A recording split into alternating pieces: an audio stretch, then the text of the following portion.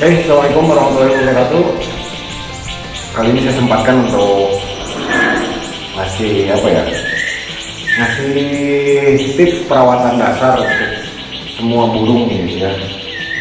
Khususnya murai, khususnya di cuaca yang saat ini sedang deras-derasnya hujan ya, suhu dingin, hampir akan berpengaruh kepada kesehatan semua jenis unggas ya, termasuk burung. Saya perhatikan di postingan-postingan di Facebook ya, di grup-grup burung banyak kejadian indukan pada mati, anakan pada mati, terus burung isian ataupun burung yang dirawat harian juga kurang fit ya. Sebetulnya cuaca se ekstrim apapun, mau panas mau dingin, tidak bisa menjadi penghalang untuk burung ini tetap sehat, untuk burung ini tetap gacor, tetap fit gitu ya.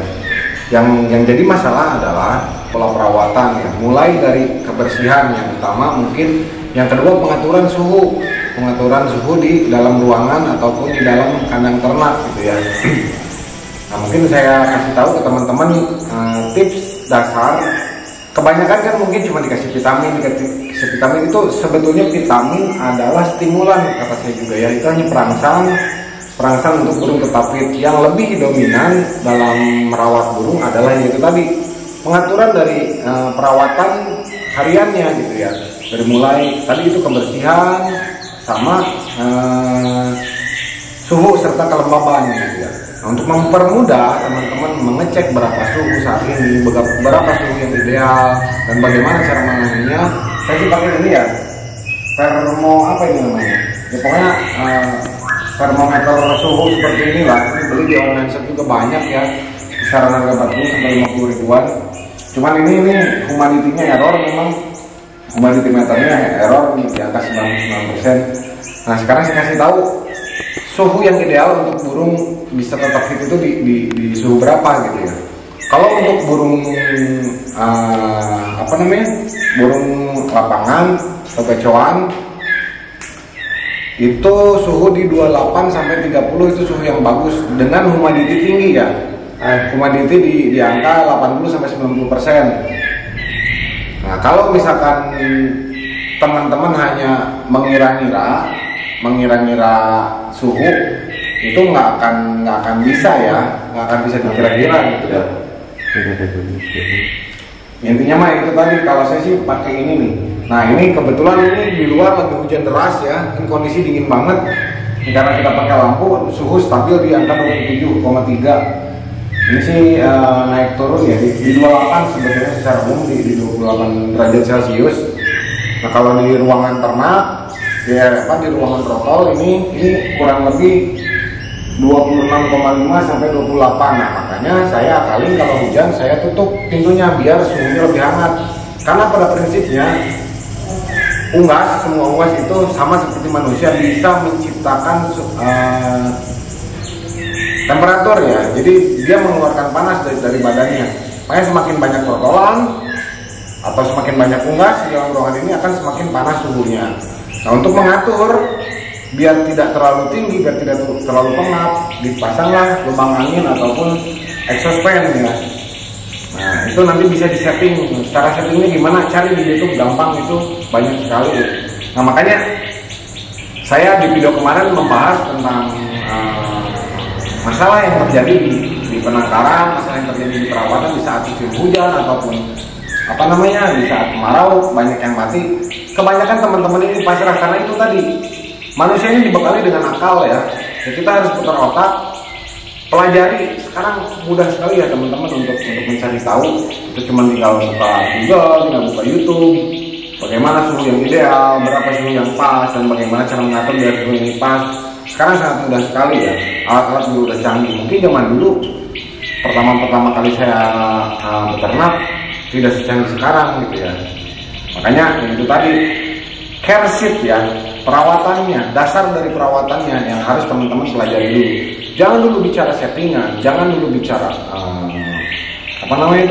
kumaran dan lain-lain, pemberian diet dan lain-lain. Kuncinya satu dulu, bersihin kandangnya, buat nyaman itu tadi dengan pengaturan suhu yang tepat, Yang ketiga baru suplai pakan. Nah, suplai pakan ini itu tadi teman-teman hanya ingin burung ini sekedar gacor, ingin sekedar hidup, atau mungkin mau digantungkan. Nah itu memang polanya berbeda. Jadi sebelum beranjak kepada settingan harian berapa kali berapa, mandinya kayak gimana, ini kita sesuaikan dulu dengan suhu yang ada di lingkungan kita gitu ya.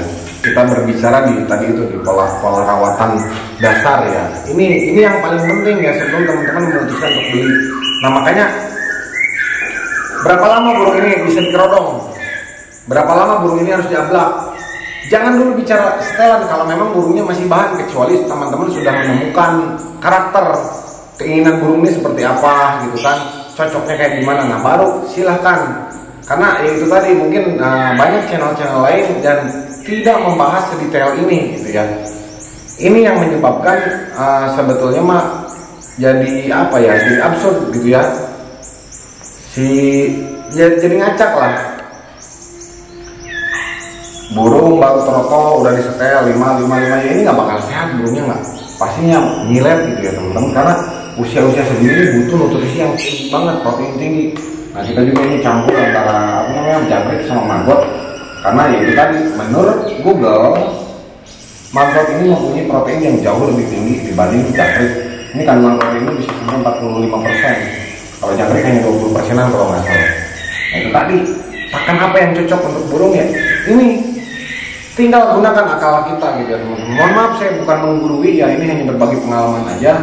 Ya boleh silakan lah yang kontra dengan saya, karena ya itu tadi belum tentu apa yang saya lakukan ini juga benar ya. Hanya ya itu tadi saya meminimalisir sekecil apapun kemungkinan apa namanya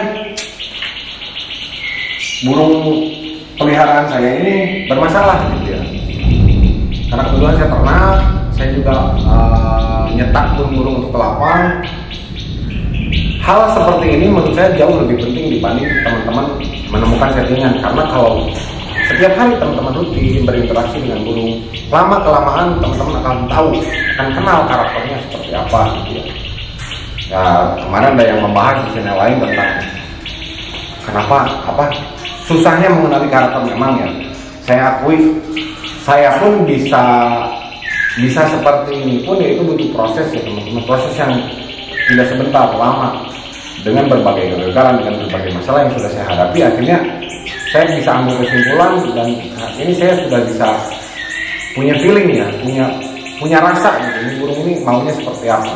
Karena sampai detik ini saya belum bisa bahasa burung ya. Intinya begitu ya, kembali lagi tidak sesimpel apa yang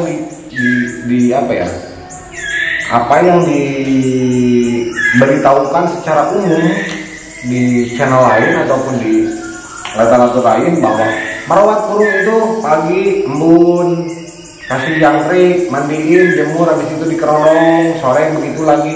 Nggak sesimpel itu ya, teman-teman harus lebih mengenal, lebih menggali apa yang disampaikan di channel lain atau apa yang disampaikan di literasi lain. Itu adalah teknik dasar ya, seperti jangkrik 5 gitu kan, pagi sore 5 itu sebetulnya settingan dasar. Nah settingan lanjutan atau settingan finalnya teman-teman bisa dapatkan dengan pengalaman sendiri gitu ya, gitu ya teman-teman. Makanya banyak kejadian orang yang take over burung yang sudah kerja, apa sih istilahnya, burung juara lah gitu kan.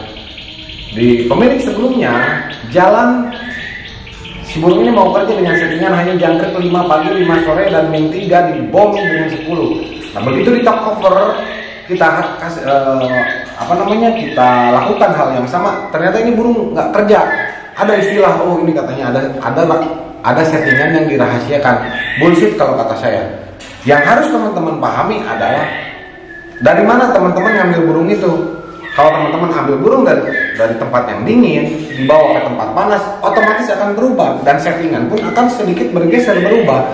Nah kembali lagi teman-teman harus meluangkan waktu kembali untuk mengenal karakter burung yang teman-teman baru beli gitu ya. Jadi nggak semudah itu gitu kan. Makanya untuk bos-bos besar, pemain-pemain besar, kebanyakan beli burung itu nggak dibawa ke rumah, ya kan? Misalkan saya ngambil di saya nih, di saya udah kerja nih, udah jalan nih, Uangnya dikasih ke saya, tapi burungnya nggak diambil, disimpan di saya dan tetap saya yang ngerawat gitu kan. Begitu bosnya mau kerja, mau main, nah baru tinggal dikasih tahu nanti tanggal sekian main di Cibubur misalkan. Nah misalkan saya joki ini ya, saya selaku joki menganalisa suhu di sana tuh seperti apa, apakah perlu pakai hongkong nanti saat sebelum main gitu kan.